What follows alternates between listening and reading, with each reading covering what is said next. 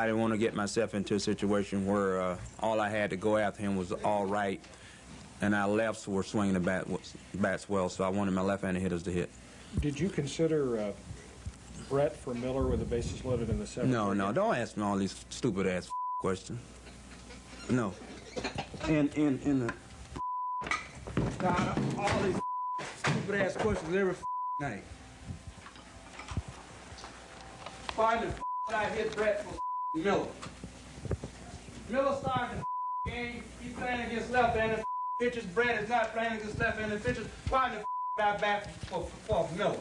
You think I'm a goddamn fool? I'm tired of all these ass questions every night. And stay out here asking all these dumb-ass questions. Stupid. Suckers.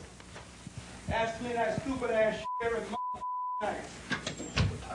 Stupid ass. I'm not taking no shit off. You guys are not taking no shit off the players. I'm sick and tired. I'm fed up with everything. No shit from you guys, no shit from you players. And they can do any thing they want to do. I'm sick and tired of all this bullshit. Now, put that in your pipe and smoke it. Now, as we've discussed, the shifting landscape of sports television, radio, and the internet has transformed sports in many ways. Of particular note, the dynamic between sports stars and sports media has changed dramatically. Fault lines are everywhere for two groups whose mutual interest once more or less intersected. Now, maybe not so much. Hank Aaron, do you think you'll ever hit 400 in the major leagues? Well, right now, I kind of doubt it, but I would like to. How did we go from here to here? So if you're going to talk to me, don't stand in the back behind 10 other people. You come here and you look me in the eye. I don't think there's any question, based on conversations I've had with athletes in the past, there was very much team mentality. Those guys had a much more intimate relationship with the athletes. That's why we never heard about Babe Ruth. I mean, obviously, he had a lot of activities going on. It was protection of the athletes back then. Now it couldn't be more opposite. If I went to a bar and had beers with the media and got into a fight, it would be on the front page of the paper the next day with the guy that I was probably with writing it. So when did this become so combustible? Fucking don't talk to me, all right? Knock it off! You don't have to go back to Babe Ruth's time to find an era where reporters and athletes got along. In the 50s and 60s, things were generally friendly. And even in the 80s and 90s, when Sam Smith covered Michael Jordan's Bulls, he says the relationship was still pretty good. We traveled together on the airplanes on a all commercial. The plane would land, and then we all go to the same hotel. No one had an entourage back then. You would see the same reporters in the bar with you, but they wouldn't write anything about it. They might see you coming in with a girl late at night, but they wouldn't write anything about it. But nowadays, I don't think any player can take the chance. Like I always tell all my friends, you should never discuss your personal life with a reporter ever. Hey. What? No cameras, man. No cameras. What is that? No cameras. Get out of my face, that's all I ask. The gap between the athlete they're covering and the person covering them has gotten infinitely bigger over the last 20 years as the revenue in sports has gone up and salaries have gone through the roof in all the sports. Oh, there's definitely a jealousy component. There's no question about it. I've read a lot of columns through the years, and it's all about the writer being very angry that the athlete's making a lot of money. You know, you've got guys that went to 4 years of college and got an education in journalism, you know, standing in front of the locker of a 22-year-old kid who barely speaks English. You can see and hear and you read the resentment. That's not obviously not everybody, but you can see it and you can feel it. Of course, the disconnect is not one-sided. You got to understand, somebody's been kissing their ass in high school. These AAU coaches are kissing their ass. All their friends see money, they're kissing their ass. So the first time a reporter writes anything negative about them, they take it really personally. There's also this. As we discussed earlier, sports has never been covered by so much media.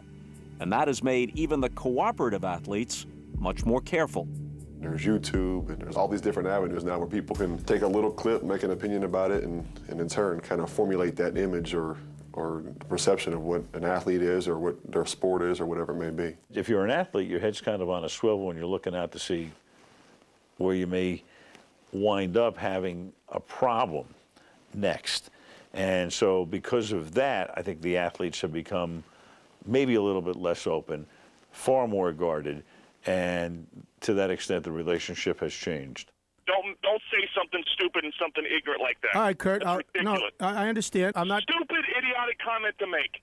I stand in front of my locker, and there are guys that are asking me questions who are standing there going, "You're such a jerk. I can't believe you're saying this." They're thinking this, but they never convey that. It's always, "Yeah, okay, well, thanks for the story," and then they go back and they write a piece that just shreds you. The negative opinion is automatically transferred to the young guys. So when the young guys come in and you say, well, I need you to talk to the media, everyone thinks the media is the enemy. I think the disconnect is going to continue to grow, and there'll be a point where, hopefully, there'll come a point in time where the only really news after a game will be the post-game press conference and the box score. That might be okay for athletes like Curt Schilling. The newspaper guy doesn't see it that way. You just don't have the opportunity to have the relationship. And if you don't have that relationship, you can never break through the barriers to the news I think that people want to know, really what's behind the scenes, what do these people really like. I think they knew better 20 years ago than they do now. I'd watch this thing come full circle. And it's just a different environment now. And the media's got to be more fair, and the players got to be more careful, plain and simple. Okay, our fourth group of the evening has been seated. It includes Selena Roberts, formerly of the New York Times, now a featured columnist for Sports Illustrated, Tiki Barber, formerly of the Giants, now of NBC, and John McEnroe, tennis Hall of Famer and man of many media affiliations. Johnny Mac, we'll start with you. What does that mean exactly? Well, you're drawing multiple paychecks, but nothing for tonight, I assure you. How has the relationship, the general relationship between athletes and media changed from the time that you became a major tennis star to today, where to some extent you're on the other side of the fence? Well, first of all, I don't know why I'm on this panel, because I know very little about having problems with the media. Of course. But to me, the biggest change is the amount of money that the discrepancy in salaries between the athletes, for example, and the media. You mentioned, hark back to the days of Mickey Mantle and Joe Namath. Joe Namath was the first guy that got a relatively big contract. But at that time, if Mickey Mantle's biggest salary was $75 or $100 grand, the person covering him was making $30,000, $40,000 or somewhere close to the neighborhood, where there wasn't this problem that I think has become more and more exacerbated as the years go by. And I think that athletes are much easier targets than you look at. I read the newspaper last week, for example, some hedge fund guy made $2.5 billion last year in 1 year. Other people down on Wall Street, tons of them making in excess of $1 billion a year. Mm-hmm. You look at all these athletes now, they are making obscene amounts of money. There's no question about that. But compared to these other people, or compared to the owners of the owner of the football team. But their stats aren't in the paper every day, and if they fumble, figuratively, they don't do it on national TV where it has to be analyzed. They would want to have a better relationship, the athletes. In my day, there was a lot of media people that were around the locker room, and you built up a level of trust. And you hung around with them. You'd see them even after hours. Now, all of a sudden, because maybe the blogs to some degree and the newspapers and and there's so many more channels, there's this feeling that you have to dig in deeper. Selena? I think, though, I mean, to me, the money, the difference in money is obviously huge, but I don't think it's a resentment factor on the part of the media. I think that it's what the money does. And what the money does is it builds a higher wall.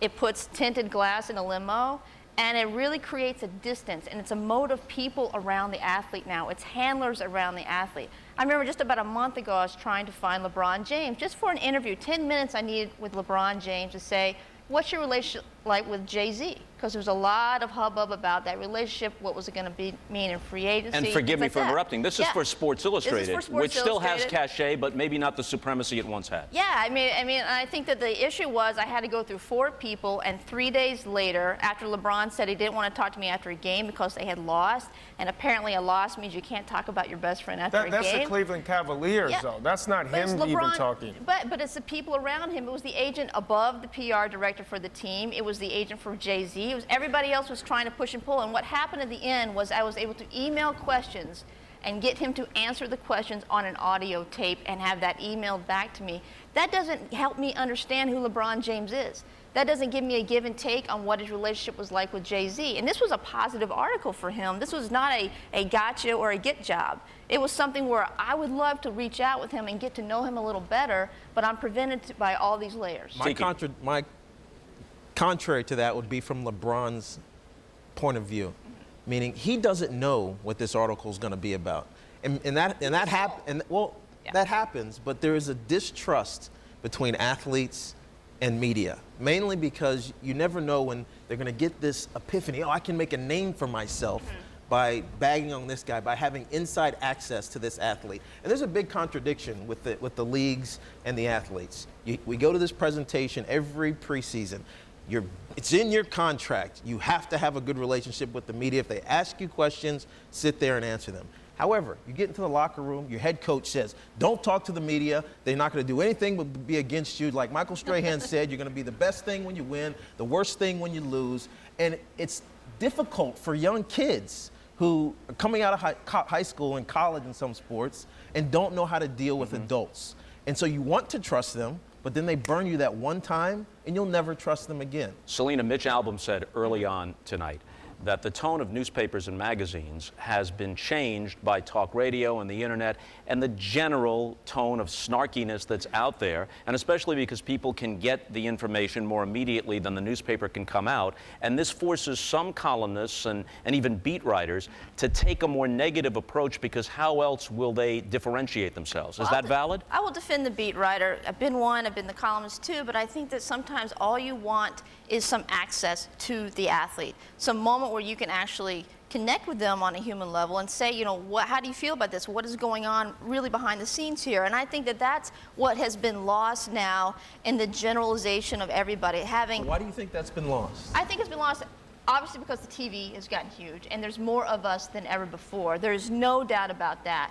But I think that there is a loss of that human connection based on a lot of it being the money, a lot of it being a lot of agents around. Well, what we have lost now, think about this. Okay. When you look back at this generation of athletes, you will not have the same feeling you did about Muhammad Ali, where you read the accounts of people on the bus with Muhammad Ali, going to the diner with Muhammad Ali.